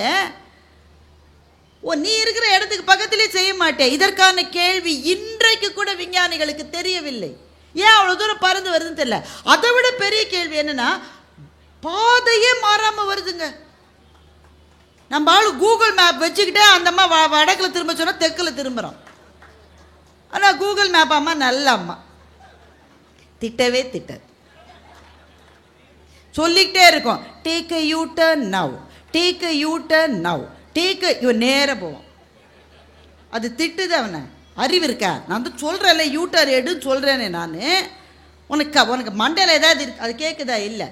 கோ for another 5.5 kilometers and then take a U turn. இதுவே வீட்டம்மா இருந்தால் என்னென்ன திட்டிருக்கோம். நான் தான் சொல்கிறேன்ல திரும்புன்னு. ஒருத்தர் பேச்சை கேட்கறது உன் தலைமுறையிலே யாருக்கு இல்லை, உன் குடும்பத்திலே யாரும் கேட்க மாட்டாங்க. உங்கள் அப்பா அம்மா அவனை சரியா வளர்த்துருந்தா நீ இந்த மாதிரி இருந்திருப்பியா? பரம்பரையே மானக்கேடு உண்டாக்கும். ஆனால் கூகுள் அக்கா யாரையுமே திட்டாது, நல்ல அக்கா. அது கூகுள் மேப் அக்கா நல்ல அக்கா. இப்போ இந்த பறவைகளுக்கு என்ன கூகுள் மேப் இருக்கு சார்? ஒரு போர்டு இருக்கா? கடலுக்கு மேலே பறக்குது சார். ஒரு மேப் இருக்கா? ஒரு போர்டு இருக்கா? என்ன சார் இருக்கு? நீ 10,000 கிலோமீட்டர் பறக்கிற ஒரு டைரக்ஷன் கிடையாது. So this question is always puzzled the scientists. எப்படி வழியை கண்டுபிடிக்கிறாங்க? இந்த பையன் அதை பற்றி தான் ஆராய்ச்சி பண்ணுறாரு. பையனுக்கு ஒரு மனைவி இருக்காங்க. அந்த அம்மா அதை விட தீவிரமாக ஆராய்ச்சி. எதை பற்றி என்றால் மீன்களை பற்றி ஆராய்ச்சி செய்கிறவர்கள். நல்ல குடும்பம், ஏன்னா கணவன் மனைவி சந்திச்சிக்கவே முடியாது, அந்த குடும்பம் நல்ல குடும்பமாக இருக்கும். இவர் பேர்ட்ஸை பற்றி ஆராய்ச்சி பண்ணுறதுனால இவர் வேற ஒரு இடத்துல இருக்கார். அந்த அம்மா ஃபிஷ்ஷை பற்றி ஆராய்ச்சி பண்ணுறதுனால கடல் ஓர பகுதிகளில் தான் அந்த அம்மா இருக்கும். சந்திச்சிக்கவே மாட்டாங்க, எப்போவாவது ஒவ்வொரு தடவை சந்திச்சுப்பாங்க. இந்த பையன் சொல்கிறான், அப்பா நான் கண்டுபிடிச்சிட்டேன்ப்பா, இந்த பேர்ட்ஸ் வந்து டைரக்ஷன் எப்படி தெரியுமா கண்டுபிடிக்குது? மனித கண்கள் அதுக்கு இல்லை. But there are invisible infrared ray fields in the atmosphere.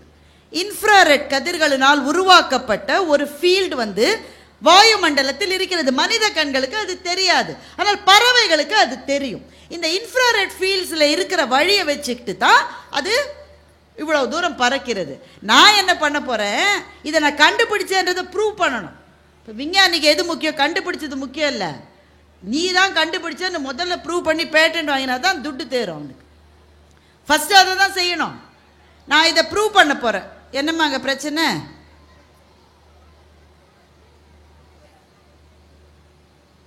சரி உட்காருங்க உட்காருங்க, ஒன்றும் இல்லை, அவங்கெல்லாம் பஜ்ஜி சாப்பிட போகிறாங்கன்னு நினைக்கிறேன். சரி வாங்க நம்ம கதைக்கு திரும்ப போகலாம். ஏன்பா நடுவில் பிரச்சனை பண்ணாதீங்க, உட்காருதுன்னா உட்காருங்க, போகிறதுன்னா போங்க. சரி இப்போ தான் புரியுது ரேவதி சுப்புலட்சுமியோட பிரச்சனை எவ்வளோ பெரிய பிரச்சனை. இது என்னைக்காவது ஒரு நாள் கூட்டத்தில் பார்த்தாலே எனக்கு ரத்த கொதிப்பு வந்துடும். தினம் 7 கிளாஸ் அம்மா, அட பாவங்களா. எங்களை மாதிரி பேச்சாளர்களுக்கு ரொம்ப சௌரியங்க. இப்போ ஆடியன்ஸ் இருக்காங்க, எங்கள் பேச்சை கேட்க அவங்க விரும்பலன்னு வச்சுக்க. நீங்கள் இல்லை, நீங்களாம் விரும்புகிறீங்க, அப்படி தானே?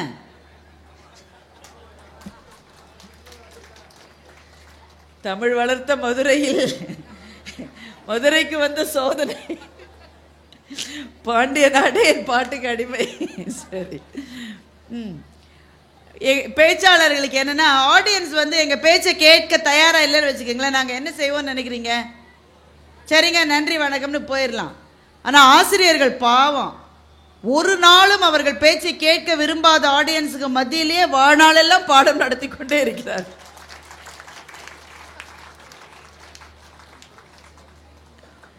அவங்களாம் கிளம்புறாங்களாமாக்கும். சரி கிளம்பட்டோம். சத்தம் இல்லாமல் கிளம்புங்கம்மா.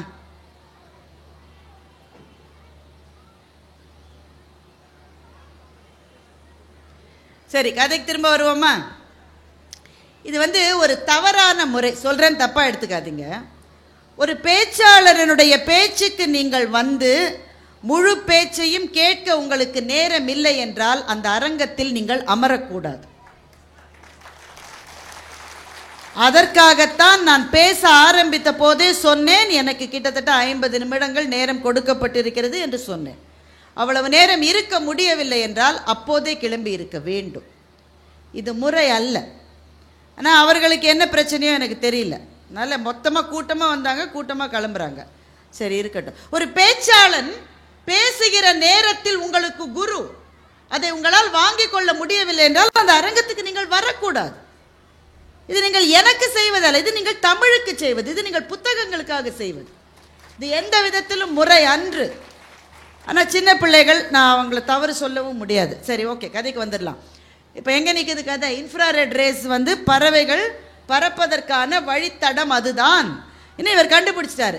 இப்போ இதை ப்ரூவ் பண்ணணும். எப்படி ப்ரூவ் பண்ணுறது? அவர் சொல்கிறாரு, நான் என்ன பண்ணுறேன், பறவைகள் போகிற இன்ஃப்ராரெட் ரேஸ் அந்த ஃபீல்டு இருக்குல்ல, அதை திசை மாற்ற போகிறேன். அப்போது எங்கேயோ போக வேண்டிய பறவை வழி தப்பி நான் எங்கே அந்த ஃபீல்டை மாற்றிருக்கேனோ அங்கே வந்துடும். இப்போ வந்து குஜராத்துக்கு போக வேண்டிய ஒரு பறவை நாகர்கோயிலுக்கு வந்துடும். அப்படி வந்துச்சு நான் காட்டியும் என்னுடைய தியரியை இந்த உலகமே ஒத்துக்கொண்டு என் காலடியில் மண்டியிட வேண்டும் அப்படின்னு அந்த மகன் சொல்கிறான்.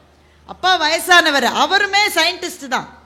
அவர் என்ன சொல்கிறாரு, டேய் தம்பி, பறவைகளை பற்றி உனக்கு தெரியாதுடா, இந்த இயற்கை ரொம்ப பெருசு. இயற்கை தன்னுடைய பாதைகளை எப்படி கட்டமைக்கிறது என்பதை கேவலத்திலும் கேவலமான ஒரு மனிதனுக்கு ஒரு நாளும் புரியாதுடா தம்பின்னு அப்பா அட்வைஸ் பண்ணுறார். அப்பா அட்வைஸ் பண்ண உடனே வளர்ந்த மகன்கள் எல்லாரும் என்ன சொல்லுவார்கள், தந்தையே உங்களுடைய அறிவுரையை இப்போதே அப்படி சொல்லுவாங்க. சும்மா இருப்ப நையின்னு என் நேரம், நான் எவ்வளோ படிச்சிருக்கேன், எவ்வளோ பெரிய ரிசர்ச்சில் இருக்கேன், நான் என்னென்ன கண்டுபிடிச்சிருக்கேன், நீ அந்த காலத்து ரிசர்ச் மெத்தடே வச்சு உனக்கு என்ன தெரியும், யூ கீப் குவைட்.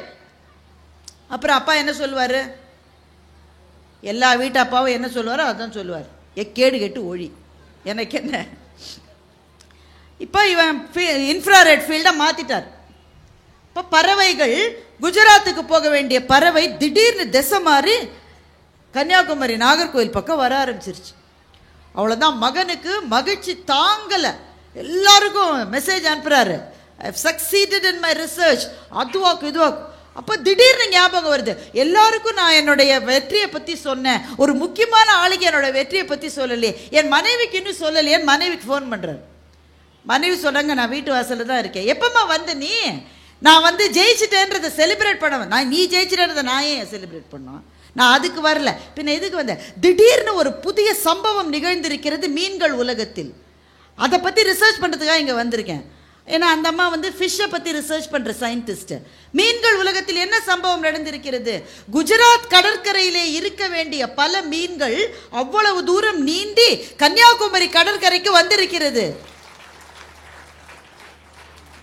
என்ன காரணம்னே எங்களுக்கு புரியல. இதெல்லாம் குஜராத்தில் இருக்கிற எப்போ வழக்கமாக இருக்கிற மீன் திடீர்னு கூட்டமா கிளம்பி லட்சக்கணக்கான மீன்கள் குஜராத்திலிருந்து கன்னியாகுமரிக்கு வந்திருக்கு. எதுக்கு வந்ததுன்னே எங்களுக்கு தெரியல. அதை பற்றி ரிசர்ச் பண்ணுறதுக்காக இங்கே வந்திருக்கோம். ஆனால் அது எதுக்கு வந்ததுன்றது சயின்டிஸ்டுக்கு தெரியும் தானே. இயற்கையினுடைய பாதைகள் நம்மால் ஊகிக்கக்கூடிய பாதைகளே அல்ல. மீன்கள் ஒரு இடத்துக்கு போகிறது என்றால் யார் ஒவ்வொரு பறவைகள் ஒரு இடத்துக்கு போகிறதுனா ஒவ்வொரு மீனுக்கும் யார் SMS அமைச்சது? மச்சான் நீ அங்கே போயிரு, நம்மளால் அங்கே வர, யார் சொன்னது? ஆனால் இயற்கையினுடைய பாதைகள் நம்மால் ஊகிக்க முடியாதவை. அதான் அந்த டோடோ கதையில் இருந்ததோ அதுதான் ஜெயமோகன் எழுதிய இந்த கதையில் இருப்பதும் அதுதான். இலக்கியம் நமக்கு எதை தருகிறது என்றால், டோன்ட் மெஸ் வித் நேச்சர். இயற்கையோடு நீ உன்னுடைய கையை வைத்து ஒரு மரத்தை நீ வெட்டினால் கூட உன் தலைமுறையில் யாரோ ஒருவர் அதற்காக கஷ்டப்படுவார் என்ற பாடத்தை இயற்கை சொல்லாமல் சொல்லுகிறது. நம்மளால புரிஞ்சுக்க முடியல. அதை சில எழுத்தாளர்கள் நமக்கு சொல்லுகிற போது அதை பற்றி சிந்திக்க ஆரம்பிப்போம் இல்லையா? அதுதான் எழுத்தினுடைய வெற்றியாக இருக்கிறது. இந்த அரங்கத்துக்கு நான் வருகிற போது நேத்ரா என்கின்ற ஒரு பெண்ணை சந்தித்து, சின்ன பொண்ணு படிக்கிறாங்கன்னு நினைக்கிறேன், என்னுடைய புத்தகத்தை வாங்கியிருந்தாங்க. அது ஒரு அரிதான நிகழ்வு அல்லவா, அதனால் எனக்கு ரொம்ப மகிழ்ச்சியாக இருந்தது. கையெழுத்தெல்லாம் போட்டு கொடுத்தேன். நேத்ரா என்கிட்ட கேட்டாங்க, ஒரு புத்தக கண்காட்சியில் நீங்கள் பேசுகிற போது த பைட் ஆஃப் அ மேங்கோ என்கின்ற கதையை பற்றி நீங்கள் சொன்னீங்க, அந்த புத்தகம் எங்கே கிடைக்கும்னு எனக்கு சொல்லுங்கன்னு சொன்னேன். எனக்கு ரொம்ப மகிழ்ச்சியாக இருந்தது. நான் அந்த கதையை சொல்லுகிற போது அதை ஒருவர் தேடி போவார் என்று நினைத்து நான் சொல்லவில்லை. ஆனால் எங்கேயோ தூவப்பட்ட விதை ஏதோ ஒரு மழையிலே முளைத்து எழுவது போல யாரோ ஒரு எழுத்தாளரினுடைய சிந்தனையை ஏதோ ஒரு பேச்சிலே நான் சொல்ல போக அந்த புத்தகத்தை தேடி ஒரு இளம்பெண் புறப்பட்டிருக்கிறாள் என்றால் அதுதான் எழுத்தை தேடி புறப்படுகிறவர்களினுடைய பாதை. அப்படித்தான் இருக்கும். தூங்க முடியாதுங்க. ஒரு நல்ல புத்தகத்தை பற்றி கேள்விப்பட்டு விட்டால் அது கையிலே வருகிற வரை தூங்க முடியாது. அப்படி என்ன சோறா தண்ணி அது இல்லாம இருக்க முடியாதுன்னா இருக்க முடியாது. ஏன்? அது என் ஆன்மாவினுடைய ஜன்னலை திறந்து வைக்கிறது ஒரு நல்ல புத்தகம். இந்த தகவல் உங்களுக்கு பிடிச்சிருந்தா லைக் பண்ணுங்க, உங்க ஃப்ரெண்ட்ஸுக்கு ஷேர் பண்ணுங்க, மறக்காம எங்க சேனலுக்கு சப்ஸ்கிரைப் பண்ணுங்க.